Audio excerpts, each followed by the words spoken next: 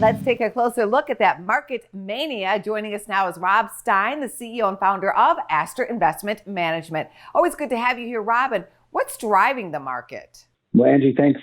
Thank you for having me on. I think the market is being driven by a variety of factors. Obviously, the election being behind us, or most of the drama. The market doesn't like uncertainty.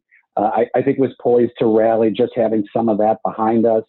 There's hints of a vaccine. Pfizer has one that's 90% through.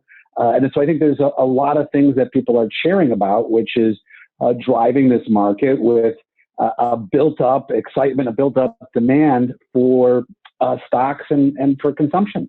We had the jobs report come out last Friday. What are you seeing in unemployment trends? No, Angie, you know that we at Astor watch unemployment trends very carefully. And we had one of the deepest drops in unemployment that we've had ever in March, April, May. And now we're having a bounce back. We didn't lose 20 million jobs, but we're probably not going to gain 20 million back. We're about halfway back. I will tell you, from where I sit, it looks like it's leveling off a little bit, but clearly we've been adding a tremendous amount of jobs from the trough.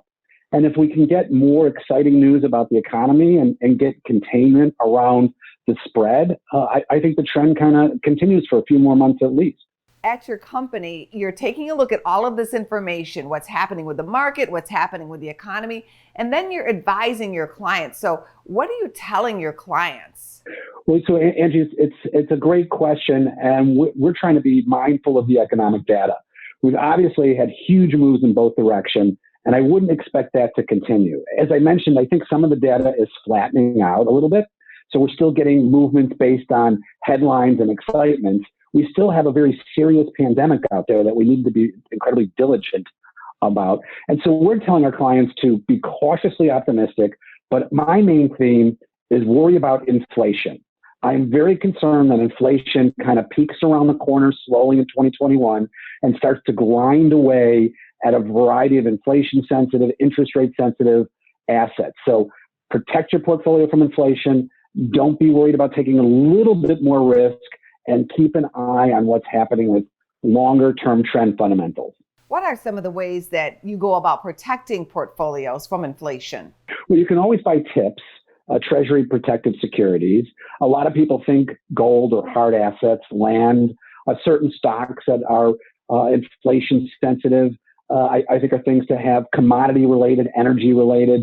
And so things that you can get your hands around, I think are going to be the best places to invest during this next inflationary cycle.